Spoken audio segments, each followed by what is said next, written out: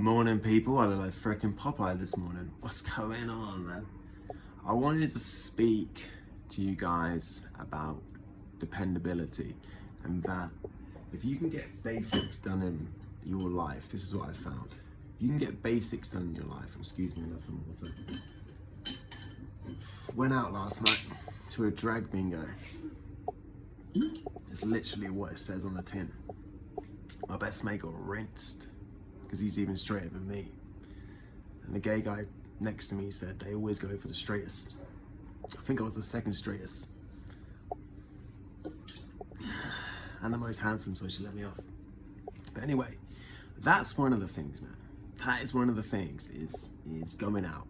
So I'd say there's probably 5 things. You do these 5 things, you'll be dependable to yourself. You'll get the basics down in life. And then you can then things change, right? First thing is health. You don't need to go a long way to do a lot. I run maybe twice a week, maybe once a week, and I go to the weight room, do a bit of spa. Simple things, man. You do 15-20 minutes a day of that, even 3-4 times a week. 15 minutes of 3 times a week. Come on. Oh, it's not that difficult. And you can go at your own pace. Go at your own pace. You don't need to go around proving and creating injuries for yourself. You don't need to do that. So the first one is health, right? If you can get into the freaking spa for like £8 at your local leisure centre, do that. It's great for recovery, cold showers, this kind of stuff. But just 15 minutes a week, walk in. If you're feeling tenacious, a bit of hill climbing.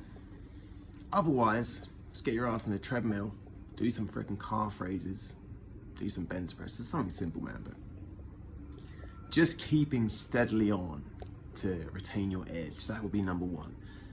Number 2, socializing. If anything, if you're like me, I ain't big on gigs, I ain't big on raves. I'm too refined for that. Take me to the Opera House, Royal Albert Hall, I'll be right there. But socializing, right? I went out yesterday. I probably have like a 2-3 hour social battery and then it's depleted. But that's enough for me, man. I go out once a week, that is enough. I see my friends midweek. But to pepper your life, pepper your week with socialization, right? Because you want to understand social cues, you want to understand the social game. And if you don't have that, we're going to become a bit of an android. Everything becomes a bit cerebral, a bit too much cerebral, in my opinion. So, socializing. Now, if you're older like me, or maybe you're older even still, or if you're young, and you lost your friends, maybe gone to university, or maybe you're in the thick of retirement home, who knows? But it can be awkward to make new friends, but it's worth it. It's like any sort of training. The first day is awkward, it's horrible. But then, like, I met a really good chap in the building I'm staying at, and that required me to go into these freaking geeky events for men to socialize. And then I met a couple of good buds, right? And you could be in the sauna, you could be fucking seeing the same chump in the coffee shop, in the queue. Could be a woman, could be a man. Strike up conversation, become buddies, right? Because you can make new friends at any age, I believe you can. But it requires a little bit of oomph and a little bit of willingness, if I'm honest, just honest. I want to make a friend, will you be my friend? So, health, socialization, what's next? Job, man, money, abundance. You want to be clean in that area to the best of your ability. You want to feel sensible about it. You want to feel grounded. You don't want to feel afraid, and you certainly don't want to feel like you're in the judgery of life. You want to feel at one with it. You want to feel okay. Like, I've got a job I'm in at Facebook, basically do like marketing, and I'll be honest, is it my highest joy? Probably not, but I'm still pretty young and I'm just exploring, right? And I'm sensible with it. I do the work, try to add my little genius thing here and there, but it's enough to pay the bills and for me to enjoy my life.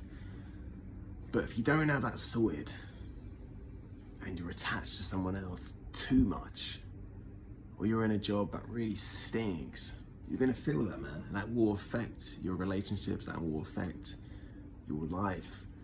So you wanna get that in check, that basic foundational abundance thing. I feel connected, I've got a bit of cash, I can go grab a coffee, I can go do a little bit of traveling.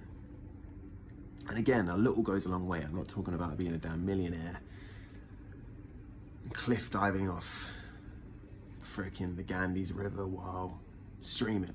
I'm not talking about that, but I'm talking about getting some basics down so you can live, because it helps to practically be a genius. You want to work out ways to make yourself a little bit of income, because you get that down, and it doesn't need to be some big hoorah. It can be a 6 out of 10, doesn't have to be a 10 out of 10. You get that down, you'll feel all right, man. Your subconscious will free up, right? Issues with whatever it is, taxes, the law, you want to kind of get that basic stuff squared away a little bit. It's good to have a little bit of square in you. What else? I can't even speak today because I went out, I do apologize, but artistic expression. Whether you paint, draw, sing, you want to express somehow. I love a good sing-along, man. I'll get merry, I sing, I make a few rap tunes, silly tunes, draw a bit, but that's me. But I need to get a bit zany, I need to get it out, otherwise I feel stifled, something isn't right. You want to let that right brain, you want to let your heart scream to you a bit and just get funky, man. Get creating. It could be videos like this, you want to speak, but getting it out, getting stuff off your chest and out of your head really helps, particularly if you're going through a breakup or for certain stages in your life. There is truth to how art can purge you. You can write a poem, you can write a song, but you can get grief, gnarly vibrations you can get out in the mirror via a song. And I dare you, if you make a video or a song, publish it, put it out, expose yourself. Exposure is a good thing. But just getting out on the page, man, getting out on the screen can really help just open your mind, man, and bring you back into your heart, which is super important. So last but not least, I suppose then I would say sex, your sex life. If you're young, you're testosterone, or if you're a woman, then you're gonna have sex appeal, right? You're gonna have a sexual nature.